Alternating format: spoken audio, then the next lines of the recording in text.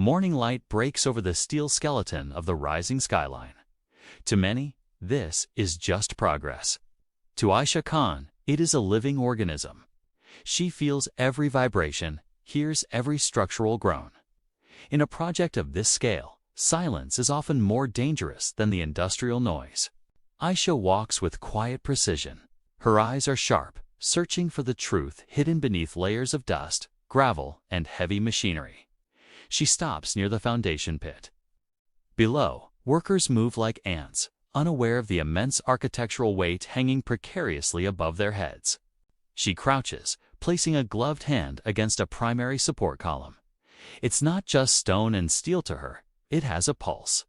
A rhythmic tremor ripples through the metal.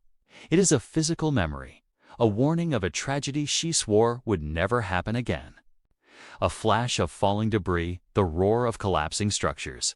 The past is never truly buried in this business. It lingers in the shadows. Imran approaches, his face filled with the forced optimism of a man watching a deadline. But Aisha sees the truth he ignores. A low metallic groan echoes through the site. A sound most would dismiss as the building settling. But to her, it is a scream. She moves with purpose toward the beam intersection. Workers step aside, sensing her sudden, sharp focus that cuts through the chaos. There, along the welded joint, a hairline fracture snaking through the steel like a silent predator, ready to strike. Her jaw tightens as she confirms the flaw is spreading. Every second the concrete pours, the risk of a catastrophic collapse grows. Stop the pour. Her voice is calm, but it carries the weight of ultimate authority that halts the momentum of the entire project. The heavy machinery grinds to a halt. A heavy silence settles over the site as workers exchange confused and worried glances. Aisha looks toward the city horizon. She knows the cost of this delay, but she knows the cost of failure is far greater. The weight of the realization rests on her shoulders. A project manager's greatest tool isn't a clipboard, but the courage to act on intuition. She closes her eyes, focusing on the structural integrity of the giant she is trying to save from its own hidden weakness. From high above, the skyscraper looks immense, a testament to ambition. Yet it remains terrifyingly fragile, held together by one woman's decisiveness. The sound of a crack intensifies in the darkness. Like, subscribe, and click the bell icon for more stories of suspense. The first report was buried before it was even read. Not deleted, not destroyed, just quietly pushed aside. Hidden beneath approvals, signatures, and deadlines that moved faster than truth ever could. And Aisha knew this would happen. Because in construction, just like in war, the most dangerous enemy isn't always collapse, it's denial. Aisha stood inside the temporary site office, a small metal container that hummed faintly under the heat. Papers were spread across the desk, structural diagrams, stress reports, material logs. But her focus wasn't on what was written. It was on what was missing. She flipped another page, then another. Her fingers slowed. There it was, a discrepancy. Someone had adjusted the numbers, not drastically, just enough to pass inspection, just enough to keep the project moving. A soft knock echoed on the metal door before it creaked open. Imran stepped in, wiping sweat from his forehead. "The inspection team's here," he said. Aisha didn't look up immediately. And the reports. "They've got what they need." Slowly, she raised her head. "That's not what I asked." Imran hesitated. "They're clean," he said. Aisha stood up, her chair scraping softly against the floor. "They're wrong." Imran sighed. "They're acceptable." "No," she said, her voice steady. "They're altered." "You don't understand the pressure we're under," Imran said quietly. "This project, its investors, contracts, timelines, and lives," Aisha interrupted. "No one's saying ignore the issue. We'll fix it. Quietly, reinforce the section." "You can't reinforce a lie," Aisha said. "If this flaw exists here, it means there's a systemic error. Material fatigue, or worse. Compromised supply. Imran shook his head. That's speculation. That's experience. A voice crackled through the radio. Inspection team requesting lead engineer on site. Immediate Imran reached for it, but paused. Just don't make this bigger than it needs to be, he said. The sunlight hit hard as she stepped out. Ahead, a group of sharply dressed inspectors stood near the structure. They weren't here to find problems. They were here to confirm success. One of them stepped forward. "We've reviewed the reports," he said. "Impressive work. Everything appears to be within compliance." "There's an issue in section C12, Aisha said. "We didn't see anything concerning in that section," he replied. "You wouldn't," she said. "It's not in the report. Microfractures in the weld joints. Stress redistribution beyond projected tolerance, and data inconsistencies that indicate those values were adjusted." The inspector's expression hardened. "Do you have proof?" Aisha didn't answer immediately, because proof was the one thing she didn't fully have yet. Only instincts. The wind picked up, rattling loose metal sheets in the distance. A sharp, echoing clang cut through the air. For a split second, the structure seemed to shift. Aisha's eyes locked onto the source. Her breath slowed. This wasn't just a warning anymore. She turned back to the inspectors. "We need to shut this site down," she said. The words landed like an explosion. Imran stepped forward. Aisha, but she didn't look at him. She was watching the structure, listening, because beneath the noise, that crack was getting louder. This building wasn't just flawed, it was on the edge, and the next failure wouldn't be small. The skyline is changing, but foundations don't lie. Thousands of tons of steel, all held together by math and integrity. Most people see progress. I see the tremors. It's a slight vibration under my boots that shouldn't be there. They call it settling. I call it a warning. In a world of budgets, warnings are expensive. I can feel the unnatural rhythm. The building is breathing, and it's struggling for air. The data doesn't care about deadlines. The load readings are spiking into the red. We're out of time. It's not a question of if it will fail, but when. This structure is becoming its own cage. The fractures are spreading like a fever. Metal discolored by stress, screaming under the weight it wasn't meant to carry. My responsibility isn't to the budget or the project manager. It's to the lives inside these walls. Then, the first snap. The sound of reality finally catching up to the warnings. Full evacuation. Get everyone out now.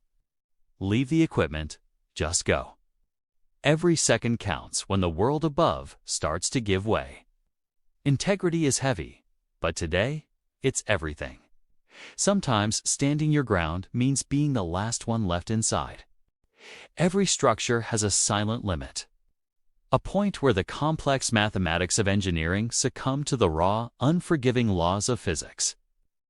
For years, I have studied the stress points and the load-bearing capacities of high-tensile steel.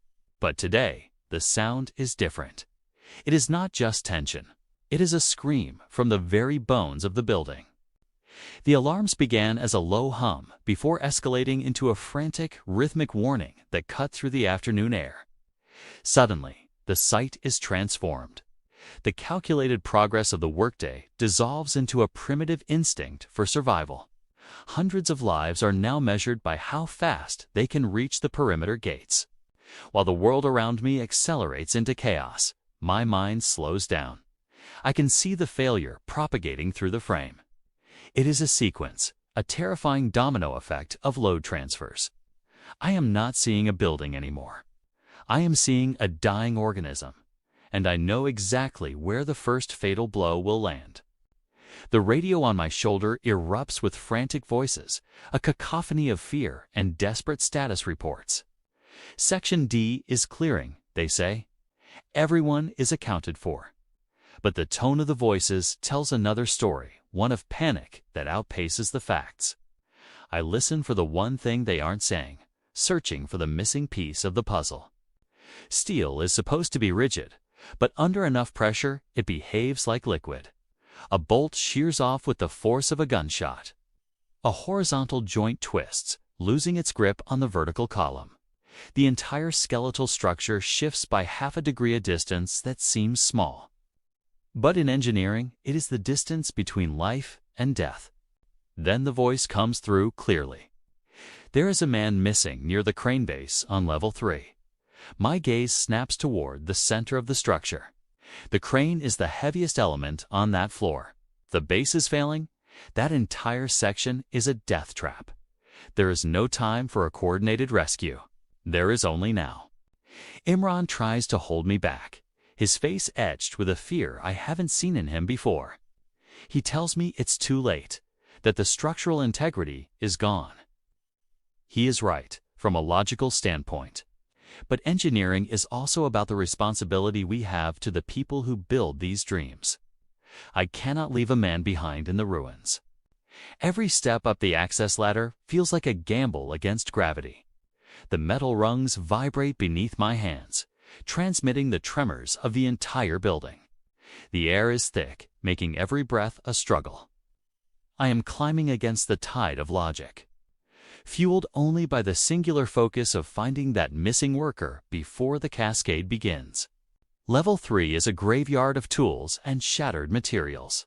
A discarded helmet rolls across the floor, driven by the tilt of the building. The silence here is even more terrifying than the noise below.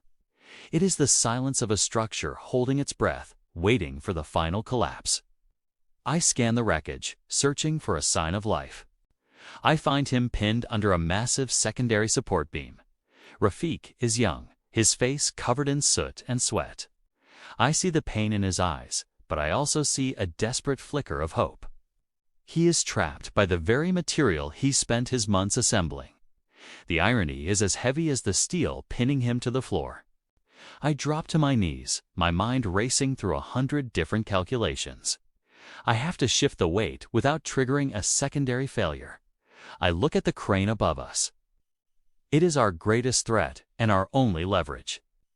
I have to act now, while the load paths are still shifting, before they settle into a permanent tomb. With every ounce of strength, I pull against the weight. It is a battle against tons of metal and the inertia of a dying building. Time seems to slow down. I can feel the texture of the steel and the heat of the friction. For one brief moment, the load lightens just enough for Rafik to slide free.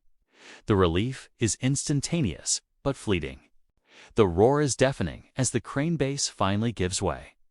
The sound is like a tectonic shift, a deep industrial thud that vibrates in my chest. The platform beneath us tilts sharply, turning the world on its side. The geometry we relied on is gone, replaced by the sheer, terrifying downward pull of gravity. The cascade has begun. Floor by floor, the skyscraper is devouring itself. Dust clouds explode outward like a shockwave as sections of the building collapse into each other. It is a masterpiece of destruction, a massive engineering project returning to the earth in a matter of seconds. We are in the belly of the beast, and it is closing in. We run, not toward safety, but away from the immediate edge of the abyss. The platform is disappearing behind us, falling into the void of the interior shaft. Every footstep is a leap of faith on shifting ground. A massive beam crashes inches from us, the wind from its fall nearly knocking us off our feet. Survival is a game of inches. We reach the edge, the very limit of what is left. I hold on to him with everything I have as the world continues to tear itself apart. In this moment, the math doesn't matter. The blueprints don't matter. Only the grip of one hand on another, suspended over the open air, defines whether we endure or become part of the wreckage. In the world of structural engineering, every mistake has a weight. Every failure leaves a mark that can never be erased. When the site began to moan under the pressure of a catastrophic collapse, Aisha Khan didn't run for the exit. She ran toward the sound of the cracking steel, toward the man who was about to be swallowed by the void. Rafik's fingers were slipping through the falling ash. His strength was failing against the crushing gravity of the disaster. Aisha's grip was like iron. She didn't look at the abyss below. She looked only at the life she refused to let go. The fractured steel platform jolted violently. Beneath them, the skeletal remains of the building were folding inward like a house of cards. With a surge of desperation, Aisha maneuvered with the engineering precision she had practiced her entire career. She pulled him onto the ledge. There was no time for breath, only the urgent command to move before the floor vanished. They raced through the smoke, the atmosphere thick with the smell of pulverized concrete and old rust. As they reached the ladder, the structure gave one final, agonizing scream. A massive concrete slab detached high above. Aisha's eyes tracked the path of the falling mass. She calculated the velocity and the impact zone in a heartbeat. She shoved Rafik toward the exit ladder. She knew the slab would reach the platform before both could descend. She stopped climbing. Her face was a portrait of resolve, a woman who had accepted the terms of her sacrifice. In her final moments, she remembered the first building she ever designed, a dream of steel reaching for the sun. She shifted her body, positioning herself directly in the path of the debris to shield the root below. The shadow swallowed the light. Then, the crash. A suffocating cloud of white dust filled the air. Imran found her hand, reaching out from beneath the twisted steel, still protecting the way Rafik had escaped. She was the final piece of the structure, the one that held when everything else had failed. Under the pale, silent sky, the ruin stood as a monument to a woman who gave everything for one life. Aisha Khan, engineer, hero. Her legacy is written in the lives she left standing. The city didn't hear the collapse the way the workers did. To them, it was distant. A muffled roar swallowed by traffic, lost between the noise of daily life. Just another construction incident. Another headline waiting to be written, read, and forgotten. But for those who stood there that day, it never stopped echoing. The silence that lingers after something irreversible has happened. The construction site, once alive with motion, now lay frozen. Twisted steel beams stretched across the ground like broken bones. Dust had settled into every surface, softening the edges of destruction, but not its meaning. Where a structure once rose toward the sky, there was only absence. Days passed, then weeks, and slowly the noise returned. Not the same noise, not the rhythm of building, but the quiet, methodical sounds of investigation. Footsteps over debris. Voices lowered out of respect. A temporary memorial stood near the edge of the site now, simple, unplanned. Workers had placed it there themselves. A helmet, a pair of gloves, a name written on a piece of metal with a marker that had started to fade under the sun. Aisha Khan, no title, no rank, just a name, because the rest didn't need to be written. The truth, as it often does, had taken time to surface. Reports were rewritten, data was re-examined, and piece by piece, the story revealed itself. Compromised materials, unauthorized adjustments. Pressure from investors to accelerate timelines beyond safe limits. And most importantly, warnings, ignored. Words that carried responsibility, but not weight. Because weight isn't in reports. It's in what those reports represent. Lives, decisions, moments where someone could have said stop. And didn't. Except she did. Rafik stood near the perimeter fence, his leg still healing, supported by a brace. He had returned for the first time. He approached the memorial, his fingers hovering over the metal surface before finally touching it. "I didn't even say thank you," he whispered. "She didn't just save me. She saved all of us." And that was the truth no report could fully capture. Because what Aisha had done wasn't just an act of courage. It was an act of refusal. She refused to ignore what others dismissed, refused to stay silent when it was easier. In time, the project would resume. It always does. New plans, new materials, new oversight, and every decision made under pressure would carry her voice in it, not loud, not commanding, but steady. Certain. This doesn't hold. Most people will never know her name. They'll never hear the crack she heard, but they'll live, work, and exist inside structures made safer, because she refused to look away. Some people build structures, others become the reason they stand.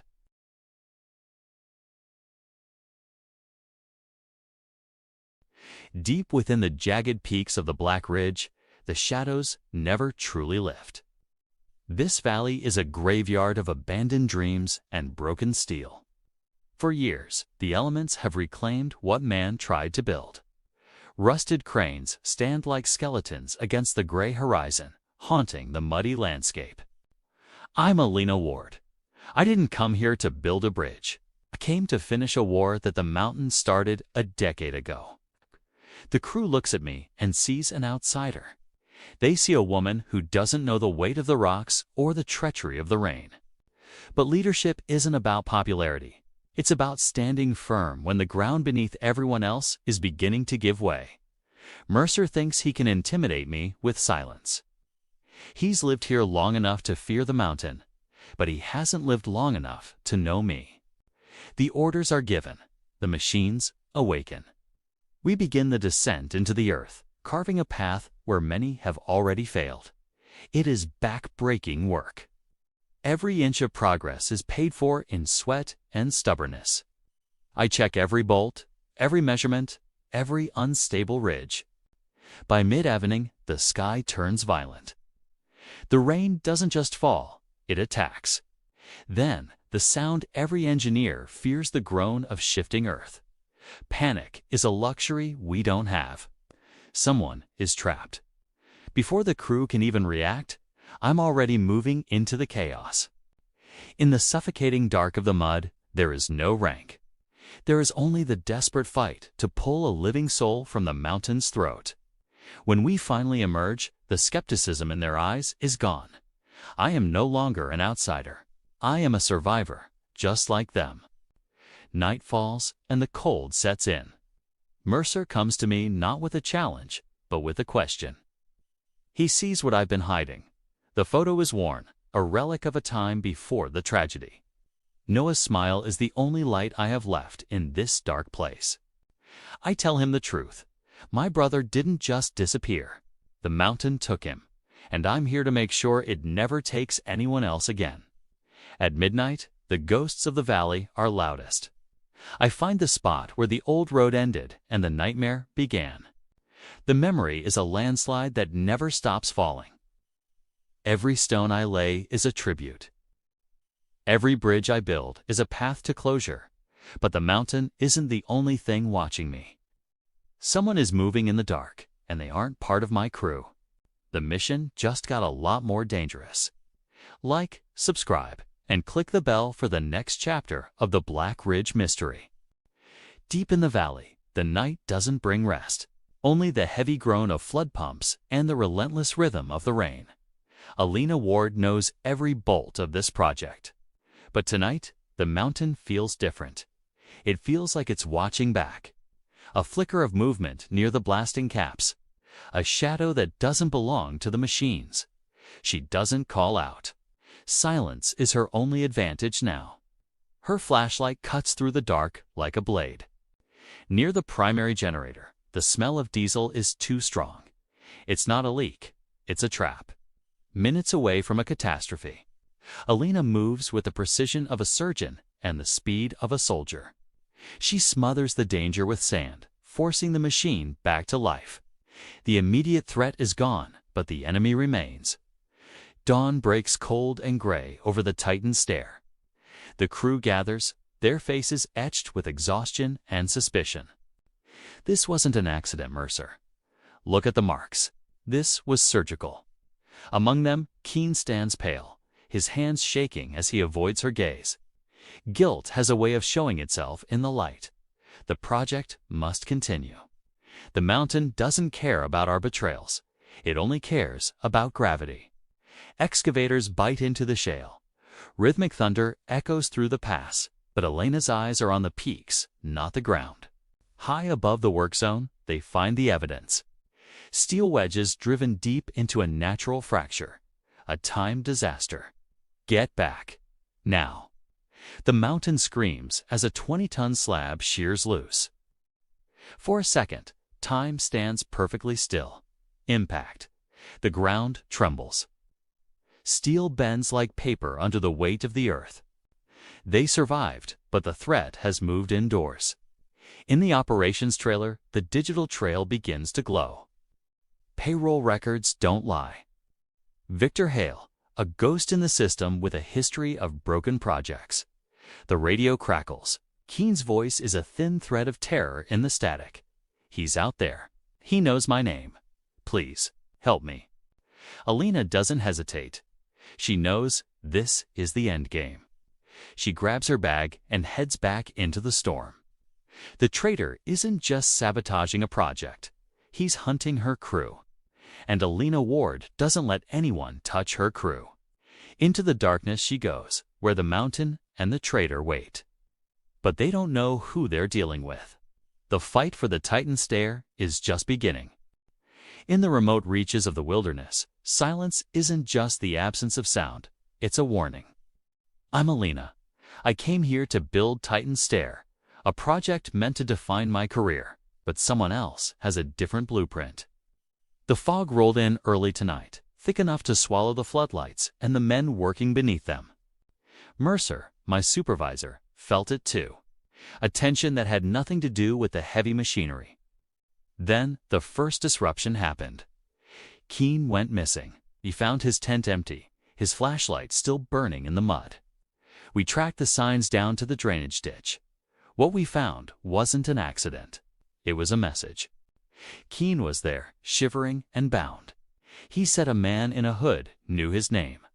A man who shouldn't exist out here. Inside the tent, I found it. A moss-covered survey marker. A relic from a past I thought I had buried. By morning, the gray sky offered no comfort. We had a milestone to hit the first massive concrete pour for the main platform. Watching the steam rise, I couldn't stop thinking about my brother, Noah. This site was his dream before it became my nightmare. Mercer broke my focus. He'd found something. 2 of our new hires were using fake IDs.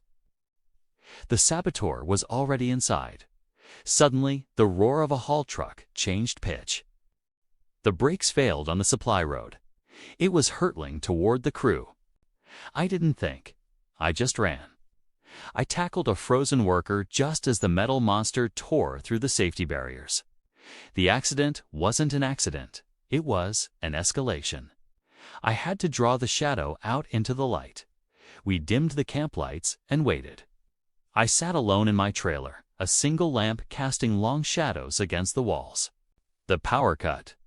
The hum of the generators died, leaving only the sound of my own heart and the wind outside. Then I heard them. Slow, rhythmic footsteps on the gravel. Someone was standing right outside my door. A photograph slid under the door. It was Noah, and on the back, a message that chilled me to the bone.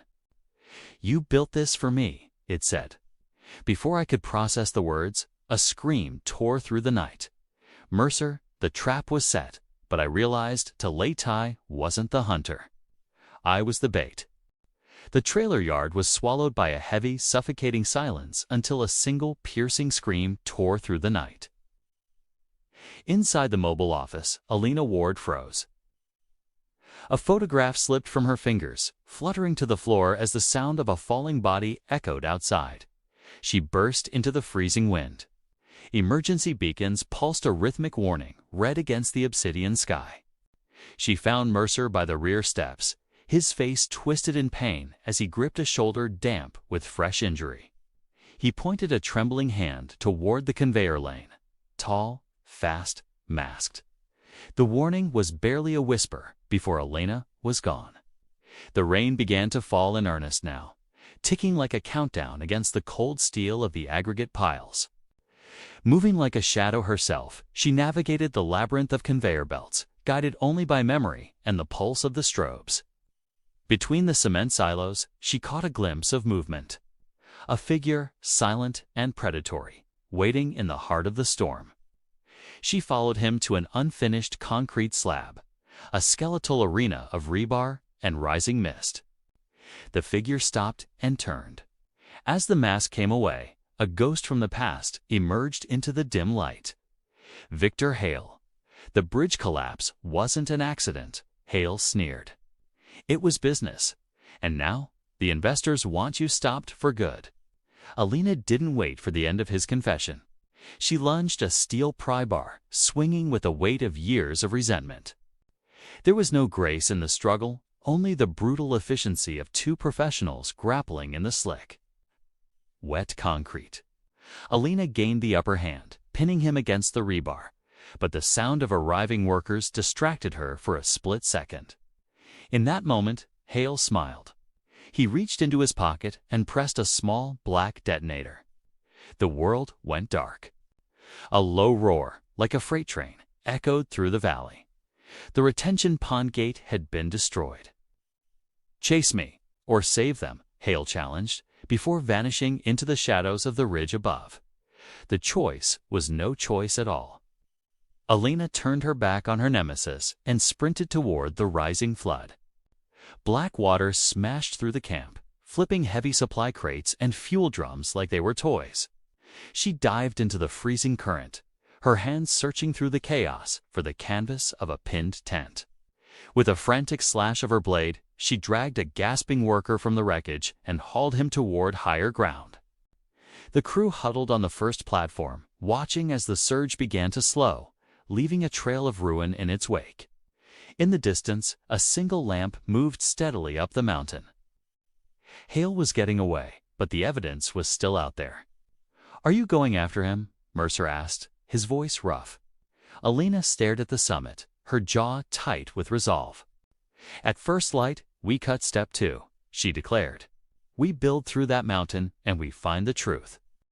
The floodwaters receded, leaving behind a scarred valley and secrets that were meant to stay buried under the mountain mud. Alina Ward didn't care about the corporate apologies. She only cared about the crew that survived and the truth they deserved. Mercer had lost his health to the mountain, but his eyes still burned with a quiet, dangerous resolve. Section 7. The epicenter of the disaster. That's where we go. That's where the lies began. We didn't have much left, but we had enough to build a path to the truth. The ascent was a gamble. One slip on the wet stone, and the mountain would claim the rest of us. Below us lay a 1,000-foot drop, hidden by the shifting fog that seemed to warn us to turn back. Inside the cab, the air was thick with the smell of diesel and the weight of what we were about to find. We reached the site, a scarred amphitheater of rock that felt more like a tomb than a construction zone. Hour after hour, we hammered away at the mountain's silence, waiting for it to give up its dead. Then the machinery stopped. The first piece of the puzzle was staring back at us. It wasn't just a piece of equipment. It was proof that someone had been here, and someone had failed them. We dug deeper, revealing the concrete bones of a secret the corporation had spent millions to hide. They were watching us, a black shadow in the sky, reminding us that we were trespassing on their negligence. The steel door gave way, and we stepped into a darkness that hadn't seen light since the flood. Inside, the air was cold. The monitors were dead, but the paperwork told a story of deliberate failure. Anchor load failures, they knew, and my brother Noah. He was the one who tried to stop them. Then came the voice, Victor Hale. He didn't want the truth to leave the mountain. "Run. The whole mountain is coming down." The explosion was a deafening roar of corporate desperation, trying to silence us one last time. But you can't blow up the truth when it's already in the light. The sirens were a melody of justice. The world was finally going to see what was hidden in Section 7. Hale watched from the shadows. But his empire of lies was crumbling faster than the rock. "Noah, we found it. We found the truth. And now the whole world will know your name." The dust never truly settles. It just waits for the wind to carry it away, revealing what was hidden beneath the weight of progress. In the silence that followed the collapse, The only sound left was the wail of sirens echoing through the jagged peaks of the canyon. Alina Ward stood among the ruins. She wasn't just a survivor. She was the keeper of the secrets they tried to bury. Mercer found her there. He knew better than anyone that the arrival of the suits meant the truth was about to be sanitized. "They're coming for control," he warned. But Alina knew the truth doesn't belong to those who sign the checks. Victor Hale watched from the periphery. A man who built empires on paper, now watching his foundation dissolve into the earth. Alina didn't wait for their questions. She turned toward the Titan stair, the skeleton of a dream that had become a nightmare. Every step up the steel beams was a reclamation. She climbed higher, leaving the lawyers and the lies in the shadows below. At the very edge of the world, she began to lay it all out. The paper trail of corporate greed and neglected warnings. The request forms, the signatures, and the denial stamps. Evidence that this disaster was not an accident, but a choice. Mercer asked what the point was if they just rewrote the history books. Alina looked at the men below and finally spoke. "This wasn't about the history books," she said. "This was about proving that the ground remembers everything we try to forget." Victor Hale approached her one last time. He admitted the truth was out. He admitted she had won the day. "I didn't win," she replied, looking him in the eye for the first time. "I just stopped losing, and that is enough." As the flashing red and blue lights painted the mountain face, the silence of the valley was finally replaced by the weight of justice. The truth is a heavy thing to carry, but standing on the highest step, the air finally felt light enough to breathe. In the end, you don't win by outshouting the noise. You win by being understood. They call this emergency neutralization, a clean word for a dirty job. Deep in the gray mists of this valley, the Titan stair stands tall. The government arrived at dawn, tactical units moving through the mud with clinical precision. Their target is not the steel, but our memory. Every stamp on these directives is an attempt to rewrite history. They want the truth buried under tons of concrete rubble and silence. Captain Alina Ward stood atop the platform. Beside her, Mercer wounded but unbowed. They knew the demolition crews were already in position. Below us, the machines of erasure were being readied. Bright orange charges and heavy drilling rigs, all pointed at the heart of our work. Young Keene brought the warning. The crew was being detained.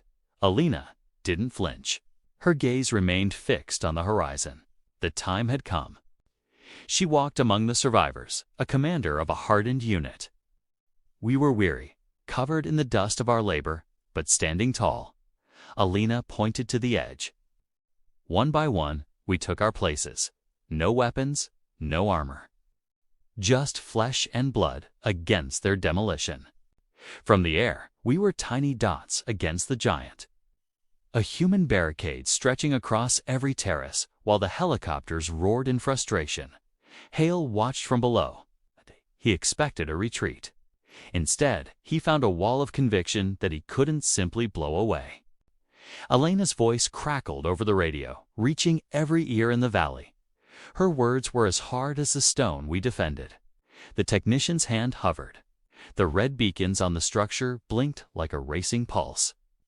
One press, and the truth vanishes. The wind howled through the steel, but the figures remained still. A massive monument of defiance standing against the coming storm. They can destroy the site, but they cannot kill the memory. We are the witnesses, and we are not moving. Not today. Look upon the Titan stair, a colossus of steel and concrete rising from the earth like a jagged tooth. For decades, it has served as the heartbeat of this valley, a monument to industrial might. But today, it stands at the edge of oblivion. Below, the engineers hover over their panels with trembling hands, while high above, Alina Ward and her crew have become a silent line of defiance, a human barrier against the coming storm. Alina Ward does not move. The wind whips across the heights, pulling at her hair and snapping against her rugged utility jacket. But her resolve is anchored deeper than the structure itself. In her eyes, there is no room for hesitation, only the cold, hard weight of a decision already made. She is the anchor in this rising tide of corporate pressure. Beneath her feet, the machinery begins to hum with a lethal intent. Radios crackle with frantic commands as the demolition sequence is initiated. The generators sputter to life, a mechanical heartbeat that signals the end of an era. Red warning lights begin to pulse with an intense rhythmic glow, casting a bloody hue over the cold steel of the base. Victor Hale watches from the safety of the command vehicles. It's a man of military precision and corporate loyalty. He now finds himself unsettled by the silence from above. The harsh glare of the monitors reflects in his eyes, but for the first time, the data doesn't match the reality. He holds the radio like a weapon, yet he can feel the control slipping through his fingers. The airwaves become a battlefield.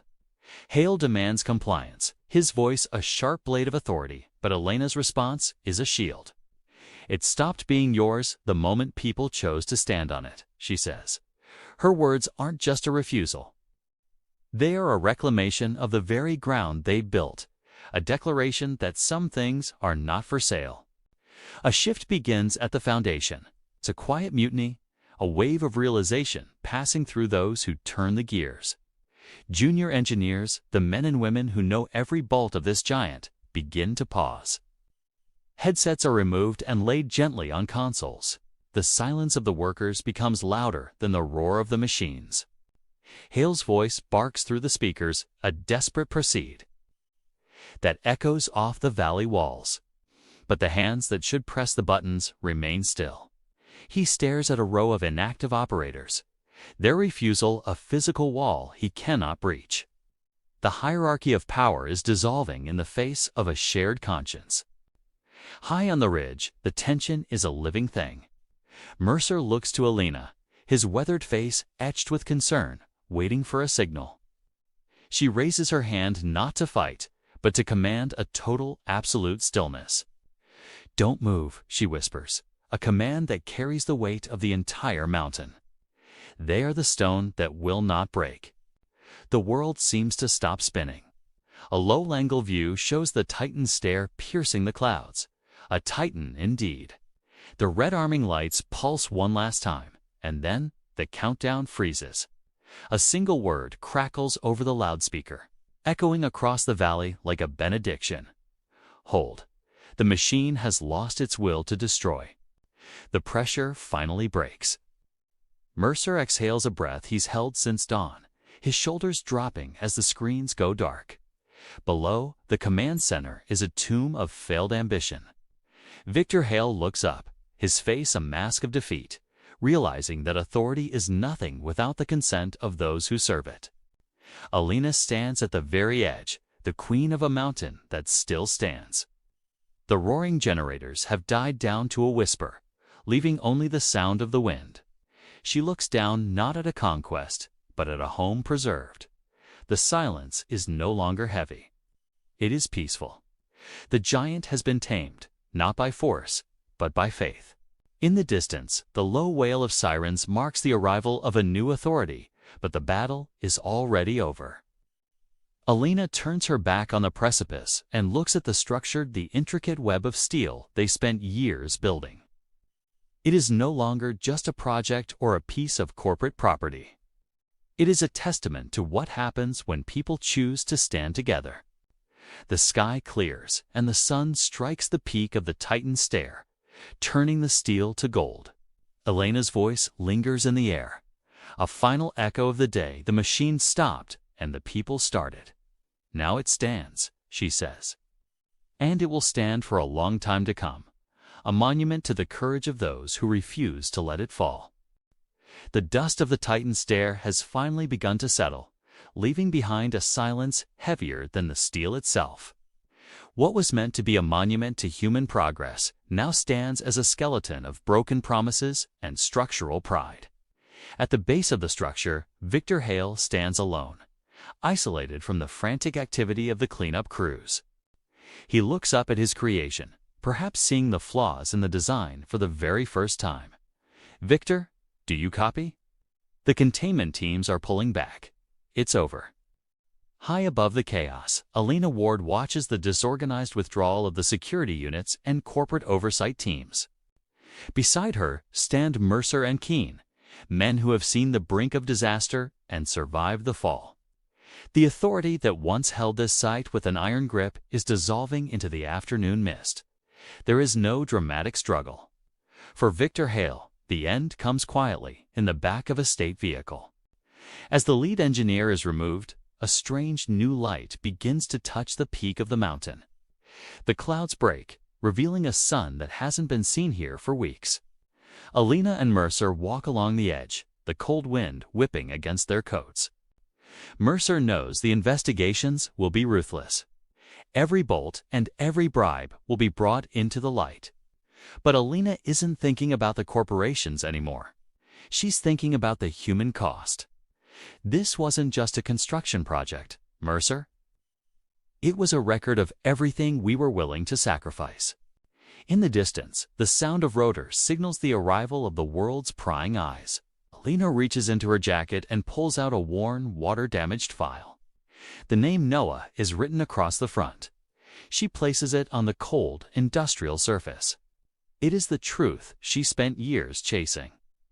The wind begins to turn the pages, a frantic dance of ink and paper before the silence returns. She walks away, leaving the legacy of the Titan stare behind her, finally reaching the end of the climb. The project is over. The truth is out. And for the first time in a long time, the air is clear. The dust of Titan stare doesn't just settle. It lingers like a witness to everything that went wrong in the pursuit of progress. The steel was meant to reach for the sky, but now it serves only as a hollow skeleton of industrial ambition and corporate greed. Distant teams observe the wreckage. They see a structure to be documented, but we see the cost of the truth laid bare. Alina Ward stood where the blueprints promised a future. Now there is only the wind and the weight of the past remaining. Mercer approached with the heavy gait of a man who had survived the collapse, his presence a reminder of the human toll. They spoke of federal oversight and how the systems are designed to divide the damage when they inevitably lose control of the narrative. Keene arrived with the final piece of the puzzle, a sealed box containing the encrypted drives salvaged from Hale's abandoned vehicle. This box held more than just data. It held the evidence of a man who didn't plan for failure, but adapted to survive it. Hale was never a mastermind. He was a survivor, a creature of the cracks in the system that we helped to build. The hearings will come. The lawyers will argue about sabotage and intent, but the structure itself tells the only story that matters. Alina didn't just build a bridge or a tower. She forced the entire institution to reveal its hollow and decaying foundations. A helicopter circled above, documenting the ridge for the evening news, oblivious to the truth shared between three people on a platform. The descent began. They walked down the ridge road, past the excavation scars and the fractured walls that would never be finished. Mercer asked about the people in high offices who decided the value of this ground without ever setting foot upon its soil. Alina didn't look back. Her focus was on the road ahead, on the reality of the valley and the units waiting for their report. At the base, the authorities waited. They wanted to call it an incident. Alina called it a consequence. She refused to leave the site until the last drive was logged. Some truths are too heavy to carry away all at once. Titan stare remains behind them, a looming, undeniable proof of the industrial noir that had consumed their lives for so long. The mountain is scarred. The structure is broken. But for the first time in years, the air feels clear of lies. The truth has no owner. It only has witnesses. And Titan stare will stand as the ultimate witness for generations.